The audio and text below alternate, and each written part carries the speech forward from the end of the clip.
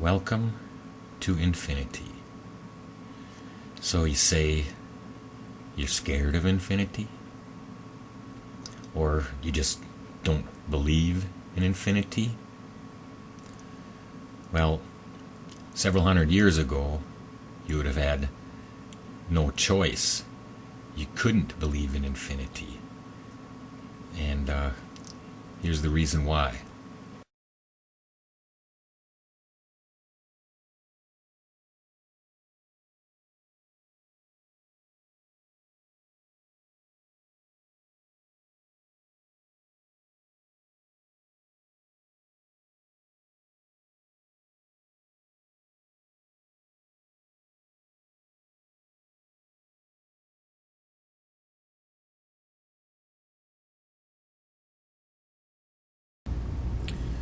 Damn it, there's no way around it. I thought I could just ad lib and come up with the thoughts that are going through my head and say them verbally and just get it over with. But no, I'm going to have a script, and I'm going to have to sit and look at it and read parts of it. Like, here's a part of it. The first known the first person known in human history, well, at least Western civilization, that stated the belief in an infinite universe is Giordano Bruno, who lived from 1548 to 1600. Bruno believed and praised Copernicus for establishing scientific explanation for the fact that the Earth revolves around the Sun, and that the apparent diurnal rotation of the heavens is an illusion caused by the Earth rotation around the axis.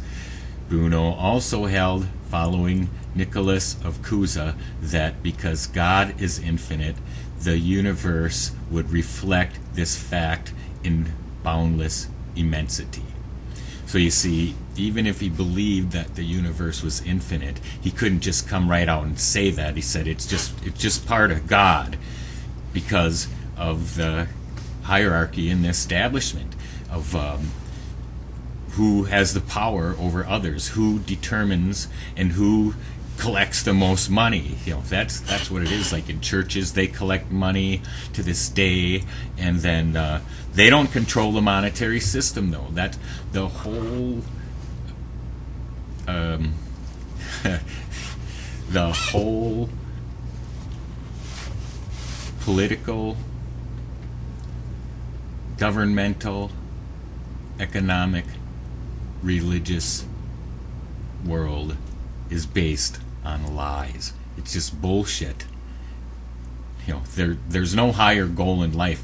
When's the last time somebody says, well, I am a multicellular biological creature. I am one of 7 billion of us on this planet right now, and this planet goes around a star, and there are billions of them, hundreds, billions, 8.8 billion planets that could have life on it in the galaxy alone, in our galaxy, the Milky Way. Come on.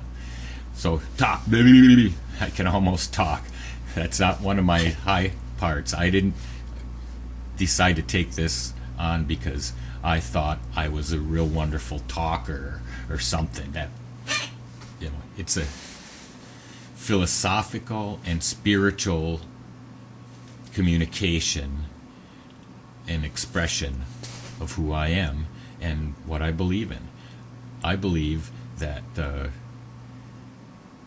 in an infinite universe that gives us infinite possibilities, and all we have to do is live them and to evolve. We can't live them all right now in my little lifetime here, because we have to progress.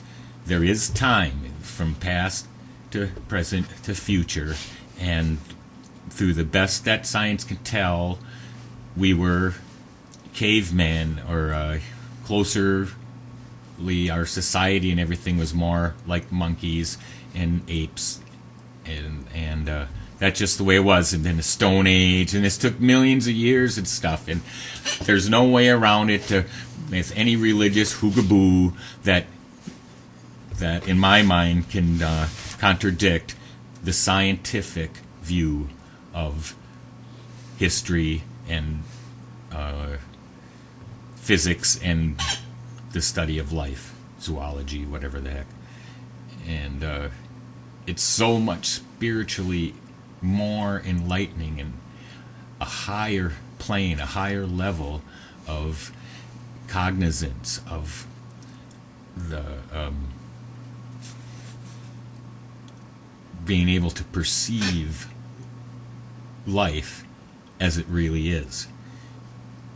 With computers and with other communications that weren't available, I believe that we have both collectively and individually reached a higher level of knowledge of our surroundings. And that's a basic and basis of a new religion. A philosophy of life or a belief system based on science. But the scientists right now might be laughing, but they haven't thought about it, that where all science came from is a vision, and we're coming upon it very fast, and the possibility of some sort of existence beyond the speed of light, and some sort of wave or connection, even if the unified field theory was never solved. Such theories of defining existence are the beginning of a million years we could develop these sorts of things. And then that's it. We'll collectively, cooperatively work towards the infinite connection, the eternity that we so much want to be a part of, that people can use religion in order to dominate your feelings and your view of the world. They tell you this is the way it is, and then you don't question it, and that robs you of your creativity, of your mind, and your own way of developing your personal understanding of the universe and your surroundings and human society and interactions between other humans.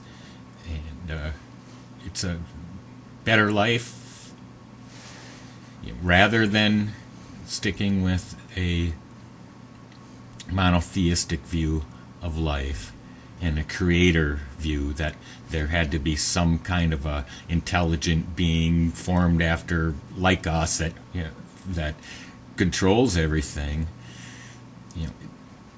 To think of our future in an infinite universe and the infinite possibilities that we can become part of. That I have said before, that what we are is part of the universe becoming aware of itself. And the higher we can carry this on as a species, yes, we are individuals, but we have to function, or we do function as a life form, just like any other life form, any other species. We're alive, and we're within this framework of nature, of DNA. And so we want to increase and make the best of our potential while we're here. See, another one of my sayings is, I am for the health and well-being and longevity of every individual human being, as well as the collective of all of the nature and life on the planet. What else can you go for? You know, why there doesn't have to be any kind of a God or any other person in between me and that feeling that I just explained in words. It's a love. It's like a belief that we can do it in life. My life is worth something because I'm part of the evolution of humanity, and we are going to collectively go past the limitations of what we have left into the hands of a God, which, you know, to me it's pretty imaginary. Have your own choice. If you want to believe in a God, in an anthropomorphic patriarchal God symbol, and it makes you happy, by all means just go with it. You know, just turn this thing off right now. You know, go watch something else. Go, hey, whatever you want. But anyway, this is going to be a long, hard video to do. This is going to be an ongoing thing.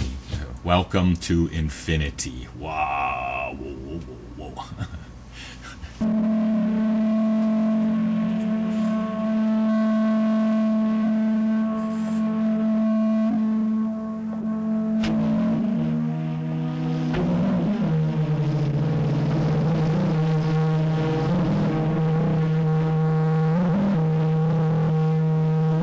Jeez. Okay, stop.